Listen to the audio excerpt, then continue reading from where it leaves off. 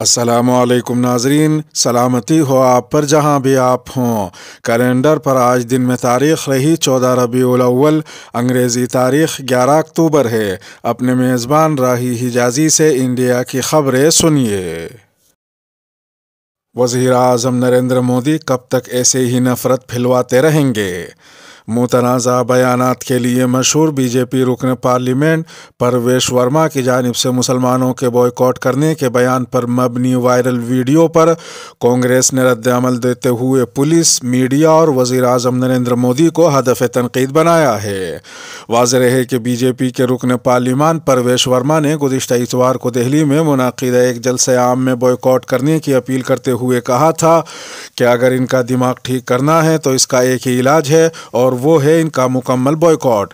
کیا آپ اس سے اتفاق کرتے ہیں؟ اگر ہاں تو اپنے ہاتھ اٹھا کر بتائیں، مجھ سے بات کریں، ہم ان کا مکمل بائیکاٹ کریں گے۔ ہم ان کی دکانوں، ان کے ٹھیلوں سے کوئی سامان نہیں خریدیں گے، انہیں کوئی اجرت نہیں دیں گے۔ کانگریس ترجمان سپریا شری نیت نے اس ویڈیو کو شیئر کرتے ہوئے لکھا ہے، یہ بی جے پی رکن پارلیمنٹ اس اسٹیج سے کھلے عام مسلمانوں کے مکمل بائیکاٹ کا مطالبہ کر رہے ہیں۔ نفرت پھیلانے کے لیے ان کی جگہ جیل میں ہے۔ انہوں نے مزید کہا کہ یہ میٹنگ سرکاری اجازت اور پولیس کی موجودگی میں ہوئی۔ دہلی پولیس کب ایکشن لے گی؟ میڈیا مون ورت کب توڑے گا؟ مودی جی کب تک ایسے ہی نفرت پھیلاتے رہیں گے؟ واضح رہے کہ جب پرویش ورما سے اس بیان کے بارے میں پوچھا گیا تو انہوں نے کہا کہ انہوں نے کسی خاص کمیونٹی کا نام نہیں لیا۔ بی بی سی اردو کی رپورٹ کے مطابق اسی تقریب میں ایک اور شخص راہل بھارتی نے کہا کہ اگر آپ تانڈو یعنی ناچنے کی کوشش کریں گے تو آپ کا ایک بھی مدرسہ نہیں بچے گا اور ایک بھی مسجد نہیں بچے گی۔ گیان واپی مسجد معاملے میں آج مسلم فریق نے پیش کی دلیل۔ آج وارانسی کی عدالت میں گیان واپی مسجد معاملے میں کاربن ڈیٹنگ کو لے کر اہم سماعت ہوئی۔ ہندو فریق کے ذریعے گیان واپی مسجد میں بقول ہندو فریق مبینہ شیولنگ کی کاربن ڈیٹنگ کو لے کر داخل عرضی پر آج 11 اکتوبر کو مسلم فریق نے اپنے دلائل پیش کیے۔ واضح رہے کہ مسلم فریق کاربن ڈیٹنگ کی مخالفت کر رہا ہے۔ اس کا کہنا ہے کہ کاربن ڈیٹنگ سے یہ ثابت نہیں ہو سکتا کہ جس پتھر کو مبینہ شیولنگ کہا جا رہا ہے وہ مبینہ شیولنگ ہے۔ بتاتے چلیں کہ کاربن ڈیٹنگ کو لے کر ہندو فریق گزشتہ سماعت کے دوران اپنی بات رکھ چکا ہے، یعنی اب عدالت مسلم فریق کے دلائل سننے کے بعد کوئی فیصلہ سنائے گی۔ امکان ظاہر کیا جا رہا ہے کہ آئندہ سماعت میں بھی مسلم فریق کی طرف سے کچھ دلائل پیش کیے جائیں گے۔ اب اس معاملے میں آئندہ سماعت کے لیے 14 اکتوبر کی تاریخ مقرر کی گئی ہے۔ ادھر ایک دوسری خبر میں گزشتہ سال اتراکھنڈ اور دہلی میں منعقدہ دھرم سنسد میں نفرت پر مبنی تقریریں کرنے والوں کے خلاف سپریم کورٹ نے اتراکھنڈ اور دہلی حکومتوں سے جواب مانگا ہے کہ اس معاملے میں پولیس نے اب تک کیا کارروائی کی ہے۔ منگل کو جسٹس ڈی وائی چندرچوڑ اور جسٹس ہیما کوہلی کی بینچ نے کارکن تشار گاندھی کی درخواست پر سماعت کرتے ہوئے یہ حکم جاری کیا۔ اپنی درخواست میں تشار گاندھی نے نفرت پھیلانے والی تقریروں اور موب لنچنگ کو روکنے کے لیے مقررہ گائیڈ لائنز کے مطابق اس مدعے پر کوئی قدم نہ اٹھانے پر سینئر پولیس عہدیداروں کے خلاف کارروائی کی مانگ کی ہے۔ کولکاتہ میں فرقہ وارانہ تشدد، مکانات میں توڑ پھوڑ۔ جنوبی کولکاتہ کے مومن پورہ میں دو فرقوں میں جھڑپوں کے سلسلے میں 30 سے زائد افراد کو حراست میں لیا گیا ہے۔ ذرائع نے پیر کے دن یہ بات بتائی۔ شورش زدہ علاقے میں بھاری پولیس فورس تعینات کر دی گئی ہے۔ مقامی لوگوں نے پولیس کو بتایا کہ دو گروپس کی بحث و تکرار جھڑپوں میں بدل گئی، جس کے بعد مومن پورہ اور اس سے متصل روڈ پر موجود بعض مکانات میں توڑ پھوڑ کی گئی۔ پولیس نے صورتحال پر قابو پانے کی کوشش کی، جس میں بعض پولیس والے زخمی ہوئے۔ دوسری جانب بی جے پی کے ریاستی صدر سکانت مجومدار نے شورش زدہ علاقوں کی طرف جانے کی کوشش کی تو پولیس نے انہیں روک دیا اور مجومدار سمیت 4 افراد کو حراست میں لے لیا۔ مغربی بنگال اسمبلی میں قائد حزب اختلاف یعنی اپوزیشن لیڈر سوبندو ادھیکاری نے مرکزی وزیر داخلہ امیت شاہ کو لکھا کہ شہر کے شورش زدہ علاقوں میں مرکزی فورسز تعینات کی جائیں۔ انہوں نے سٹی پولیس کی طرف سے مجومدار کو حراست میں لیے جانے پر تنقید بھی کی اور کہا کہ ہمیں روکنے کی جتنی کوشش کر سکتے ہو کر لو، لیکن تم لوگ بی جے پی کو روک نہیں پاؤ گے۔ उधर एक दूसरी खबर में मध्य प्रदेश के खंडवा में नामालूम अफराद के खिलाफ मिलादुन्नबी के जुलूस में मुबैना इश्तियाल अंगेज नारे लगाने के इल्ज़ाम में मामला दर्ज हुआ है। हिंदू तंजीमों ने पुलिस को रिपोर्ट किया कि जुलूस में काबिल एतराज़ नारे लगे। बाज़ अफराद से पूछताछ जारी है और पता लगाया जा रहा है कि वीडियोज़ मुसद्दक़ा हैं या नहीं। हिंदू जागरण मंच के ज़िला कन्वीनर आशीष अरझारे ने दावा किया कि मातरोमल के बागीचा इलाके के करीब जुलूस में काबिल एतराज़ नारे लगे। मुलायम सिंह यादव की आखिरी रसूमात अदा कर दी गई। समाजवादी पार्टी के सरपरस्त मुलायम सिंह यादव की आखिरी रसूमात आबाई गांव सैफी में अदा कर दी गई। मुलायम सिंह यादव के बेटे अखिलेश यादव ने उनकी चिता जलाई। इससे कब्ल मुलायम सिंह यादव का जसद खाकी सैफई के नुमाइश मैदान में रखा गया, जहां हजारों की तादाद में लोगों ने उनको आखिरी सलाम पेश किया। जिस गाड़ी में जसद खाकी रखा गया उसके इर्द गिर्द लोगों का समंदर नजर आ रहा था। इस दौरान नेताजी अमर रहे का नारा गूंज रहा था।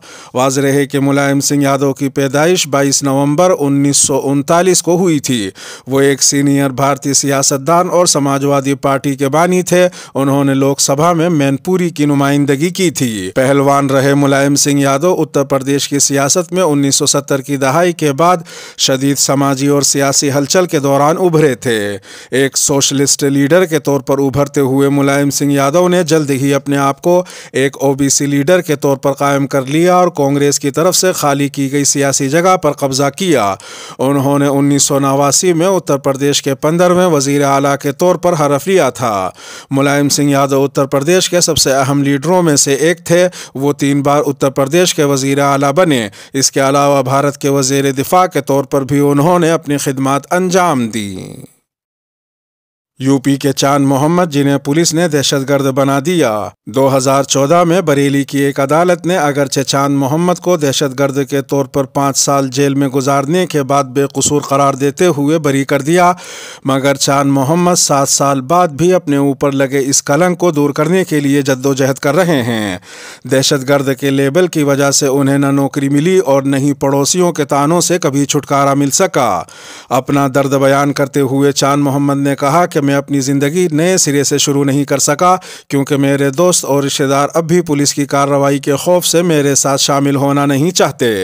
चांद मोहम्मद ने मज़ीद कहा कि मैं बुनियादी ज़रूरियात के लिए भी मुकम्मल तौर पर अपने बेटों पर मुनहसिर हूँ। उनका ये भी कहना था कि मैं दहशतगर्द हूँ और मैं इसी कलंक के साथ मर जाऊँगा। वाज़ेह रहे कि इन दिनों चांद मोहम्मद अपना ज़्यादातर वक्त बरेली शहर के बाहर वाक़ एक दरगाह में खादिम के तौर पर गुजारते हैं। साल 2009 में बरेली शहर के प्रेम नगर पुलिस स्टेशन के एहलकारों ने केला नदी के करीब जुआ खेलते लोगों को पकड़ने के लिए छापे मारे। पुलिस को देखते ही 3 अफराद ने दरिया में छलांग लगा दी और दम तोड़ गए, जबकि चांद मोहम्मद पुलिस के खिलाफ एक मुकदमे में गवाह थे, लेकिन उनका बयान कलम बंद होने से पहले ही उन्हें थाने बुलाया गया और उन्हें दहशतगर्द कहकर हिरासत में ले लिया गया। 2009 में किए गए पुलिस तशद्दुद के निशानात दिखाते हुए चांद मोहम्मद का कहना था कि जब भी केस की बात की जाती तो कुछ मकामी अखबारात मुझे दहशतगर्द कहते। मुझे गिरफ्तार करने वाले इंस्पेक्टर ने भी दावा किया कि मैं एक दहशतगर्द हूं और भारत और अमेरिका को मतलूब था। पुलिस ने पतंग का मांझा बनाने वालों की तरफ से छोड़े गए कबाड़ को बम बनाने के मवाद के तौर पर दिखाया। चांद मोहम्मद ने बताया कि पुलिस ने यह भी दावा किया कि चांद मोहम्मद ने पाकिस्तान में दहशतगर्दी के कैंप में तरबियत हासिल की थी।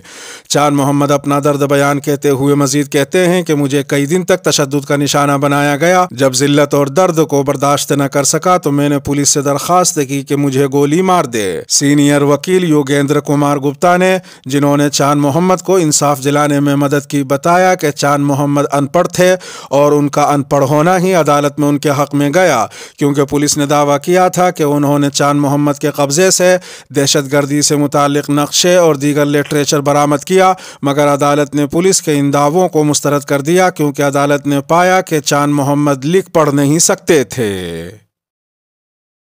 मेरे हिंदुत्व में इस्मत दरी करने वालों की आरती नहीं उतारी जाती। आदित्य ठाकरे। महाराष्ट्र में इंतखाबी निशान और नाम पर जारी कानूनी जंग के दरमियान महाराष्ट्र के साबिक वज़ीर आला उद्धव ठाकरे के बेटे आदित्य ठाकरे ने गुजरात की बिल्किस बानो इस्मत दरी केस के मुजरिमों को रिहा करने पर बीजेपी और गुजरात हुकूमत को हदफ तनकीद बनाते हुए पूछा है कि क्या इस्मत दरी करने वालों के लिए जश्न मनाया जा सकता है। न्यूज़ पोर्टल आज तक से बातचीत के दौरान एक सवाल के जवाब में आदित्य ठाकरे ने कहा कि उन्होंने जो हिंदुत्व अपने दादा से सीखा है उसमें कभी ये नहीं कहा गया कि इस्मत दरी करने वालों की आरती उतारो और उनकी पूजा करो। उन्होंने मजीद कहा कि दादा के हिंदुत्व में तो इस्मत दरी करने वाले को फांसी देने को कहा जाता है, खा उसका ताल्लुक किसी भी मजहब से हो। इस्मत दरी करने वाले को उसके मजहब, सूबे, ज़ात, ज़ुबान को देखे बगैर फांसी देनी चाहिए। उन्होंने मजीद कहा कि हमारा अदालती निज़ाम भी यही कहता है। उधर एक दूसरी खबर में महाराष्ट्र में शिवसेना के नाम और इंतखाबी निशान को लेकर जारी जंग के दरमियान इंतखाबी कमीशन ने उद्धव ग्रुप को मशाल इंतखाबी निशान के तौर पर अलॉट कर दिया है। इसके अलावा इलेक्शन कमीशन ने उद्धव ठाकरे की पार्टी का नाम शिवसेना उद्धव बाला साहब ठाकरे तय कर दिया है। दूसरी जानिब इंतखाबी कमीशन ने एकनाथ शिंदे की पार्टी का नाम बाला साहब ची शिवसेना तय किया है, जबकि इलेक्शन कमीशन ने एकनाथ शिंदे से मजीद 3 इंतखाबी निशान मांगे हैं, क्योंकि जो 3 इंतखाबी निशान शिंदे धड़े की जानिब से पेश किए गए थे उन सब को इलेक्शन कमीशन ने रिजेक्ट कर दिया है।